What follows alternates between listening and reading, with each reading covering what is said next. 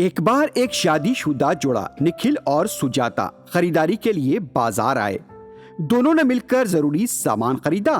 वापिस घर जाने के लिए उन्हें नदी को अबूर करना था, लेकिन उस दिन आसमान काले बादलों से ढक चुका था। बारिश होने वाली थी। नदी अबूर करने के बाद भी उन्हें 4 मील का फासला तय करना था। शदीद बारिश में नदी को अबूर करना खतरनाक हो सकता था, इसलिए वो इलाके में पनाह तलाश करने लगे। लेकिन ये काम बहुत मुश्किल का था। इसके बावजूद भी दोनों शौहर और बीवी एक मकान तलाश करने लगे। वहां पर उन्हें एक मकान नजर आया। सुजाता, अगर बारिश हो जाती है तो नदी अबूर करना मुश्किल हो जाएगा। हम इस मकान में रात गुजार लेंगे और सुबह गांव चले जाएंगे। ये कहकर दोनों उस मकान में दाखिल हो गए। सुजाता ने बाजार से खरीदी झाड़ू से कमरे को साफ किया और वहां पर कयाम का इंतजाम किया। इस दौरान शदीद बारिश शुरू हो गई।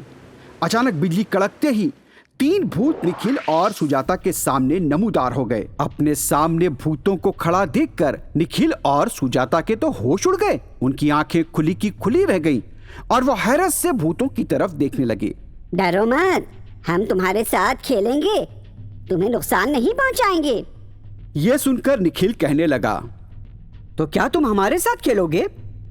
ये सुनकर दूसरा भूत कहने लगा, तुमको हमारे साथ आंख मुचोली खेलनी होगी। निखिल ने हैरत से पूछा, भूतों के साथ खेल? हम पहले से ही डरे हुए हैं। हम तुम्हारे साथ आंख मुचोली खेलने के मौकफ में नहीं हैं। लेकिन भूत अपने मौकफ पर डटे रहे और एक कहने लगा, हम तुम्हारी बीवी का हुलिया इख्तियार करेंगे और उसी की तरह नजर आएंगे।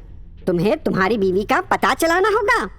पूरे कमरे में अंधेरा छा गया और जब बिजली चमकी तो तीनों भूत भी सुजाता की तरह दिखाई दे रहे थे। निखिल को कुछ समझ में नहीं आया। वो सकते के आलम में चारों को दिखता रहा। कुछ देर बाद चारों रक्स करने लगे और इससे निखिल काफी परेशान हुआ और वो कहने लगा, सुजाता को तो रक्स करना ही नहीं आता। ये भूतों की साजिश हो सकती है। अगर मैं अपनी बीवी की शिनाख्त नहीं कर पाया तो ना जाने ये लोग क्या करेंगे। निखिल ये सोच रहा था, लेकिन कुछ देर रक्स करने के बाद भूतों ने निखिल की तरफ देखा और जोर से हंसने लगे। उसके कुछ देर बाद तीनों भूत अपने असली हुलिये में आ गए। सुजाता दौड़कर अपने शौहर निखिल के पास गई और उसका बाजू थाम लिया। ये देखकर भूत कहने लगा, आंख मुचोली खेलने का ऐसा मजा ही आता है। तुम्हारा शौहर तुम्हें पहचान नहीं पाया, अब तुम्हारी बारी है। हम तुम्हारे शौहर का हुलिया अख्तियार करेंगे, पता लगाओ। कमरे में फिर से अंधेरा छा गया और फिर एक चमक के साथ तीनों भूत निखिल के हुलिये में नमूदार हुए। सुजाता ये देखकर हैरान हुई और कुछ देर सोचने के बाद बोली, मेरे शौहर ने चंद दिन पहले मुझे सोने का जेवर तोहफे में दिया था। वो अंगूठी थी, नथिया, फिर चूड़ियां। इनमें से क्या मुझे दिया था, लिख कर बताओ। ये सुनते ही निखिल के हुलिये में मौजूद एक भूत असली हुलिये में आया और कहने लगा, तुम अहमक हो क्या? तुम्हारे शौहर के बाएं हाथ पर कोई निशान है या कोई तिल है? तुम समझती हो कि तुम हमें धोखा दे सकती हो? हमारे सामने होशियार बनने की कोशिश मत करो, हम तुम्हारे साथ कुछ भी कर सकते हैं। भूत को गुस्से में देखकर सुजाता कहने लगी, ऐसा कुछ नहीं है। चाहो तो पहले अपने हाथों को देख लो, उनके हाथों पर ऐसा कोई निशान या अलामत नहीं है। ये सुनने के बाद भूत ने बाकी लोगों से जेवर का नाम हाथ पर लिखने को कहा। पहले वाले निखिल ने लिखा नत, दूसरे ने भी बाएं हाथ पर नत लिखा और तीसरे ने भी लिखा नत। सुजाता ये सब कुछ गौर से देख रही थी। उसने फौरी अपने शौहर और असली निखिल को पहचान लिया। मेरे शौहर कुछ भी लिखने से पहले कई दायरे बनाते हैं। अभी अभी उन्होंने भी ऐसा ही किया, चाहो तो तुम लोग देख सकते हो। ये सुनते ही बाकी 2 भूत अपने असली हुलिये में आ गए और सुजाता की अक्लमंदी की दाद देने लगे। भूतों ने सुजाता को थैला भर कर सोने की अशरफियां हवाले की और निखिल से कहने लगे, तुमने हमारे साथ अच्छी आंख मुचोली खेली है। ये कहकर भूत वहाँ से उड़ गए। सुजाता और निखिल सोने की अशरफियों से भरा थैला लेकर सुबह खुशी खुशी अपने गाँव लौट आए। बहुत पुरानी बात है, सागर नामी एक ताजिर रहा करता था। वो अपने कारोबार के बाद बहुत फासला तय करके अपने घर लौट रहा था। उसने देखा कि 4 अफराद एक छोटे से लड़के को डरा धमका रहे थे। ये देखकर उसने कहा, क्या हो रहा है ये सब कुछ? छोड़ दो छोटे लड़के को। सागर ने बहुत ही गुस्से वाले अंदाज में उन अफराद से कहा, उसके ताकतवर जिस्म को देखकर वो चारों शरपसंद वहां से भाग गए। सागर उस कमसीन लड़के के पास गया और जो के सहमावा था प्यार से कहने लगा, बेटा आप कौन हो? वो 4 लोग आपको क्यों डरा रहे थे? क्या बात है?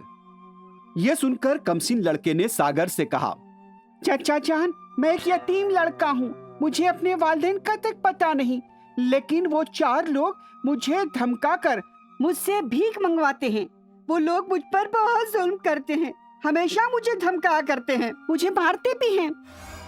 सागर के पास बहुत कुछ था, लेकिन वो औलाद से महरूम था, इसलिए वो इस कमसीन लड़के को अपने साथ घर ले आया और अपनी अहलिया से कहने लगा, इस बच्चे को हम गोद ले लेते हैं।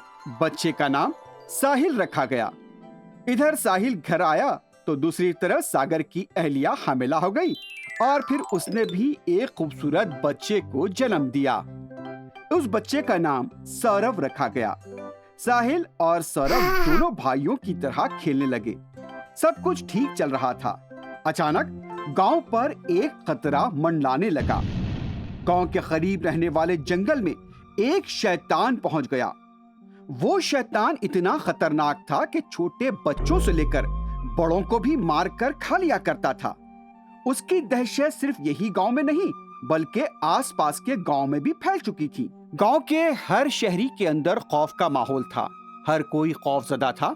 शैतान का डर उनके आसाब पर सवार था। इस दौरान गांव के कुछ बहादुर नौजवान उस शैतान का मुकाबला करने के लिए निकले। शैतान, तुम जो कर रहे हो वो ठीक नहीं है। मासूम लोगों को बेरहमी से मत मारो और जंगल से निकलकर गांव में मत आओ। हम रोज एक बकरा तुम्हें पेश करेंगे। इसके अलावा तुम्हें दूसरी खाने की अशिया भी हम पहुंचाएंगे, लेकिन मासूम लोगों को मत मारो। जो तुम कह रहे हो वो तो ठीक है, लेकिन मुझे बकरा नहीं, इंसान चाहिए। इंसान का गोश्त खाने में ही मजा आता है। शैतान ने ये कहा, लेकिन गांव के नौजवानों के पास उसका कोई जवाब नहीं था। उन्होंने बात तो कर दी और सोचते हुए गांव की तरफ वापस चल पड़े। उस दिन के बाद से हर दिन गांव से एक आदमी बहुत सारी खाने पीने की अशिया के साथ जंगल की तरफ भेजा जाता। उस दिन से वो शैतान जंगल में बैठकर उसे जो कुछ भेजा जा रहा था वो खाने लगा। कुछ दिन के बाद शैतान की ग़िज़ा भेजने का नंबर सागर का आया। बाबा आप मत जाइए, आपने एक दिन मेरी जान बचाई थी।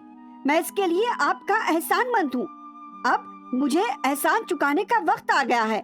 मैं आपकी जान बचाऊंगा। मुझे शैतान के पास जाने की इजाजत दीजिए। ये कहकर साहिल बैल बंडी लेकर शैतान का लुक़मा बनने के लिए निकल पड़ा।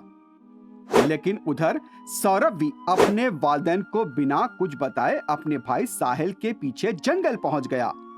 जब साहिल ने शैतान को देखा तो उससे वो चट्टान की तरह नजर आया। साहिल को देखकर शैतान ने कहा, ए कमसिन लड़के, मेरा निवाला बनने से डर कर तुम क्या बंडी से नीचे नहीं उतरोगे? नीचे उतर कर नहीं आओगे?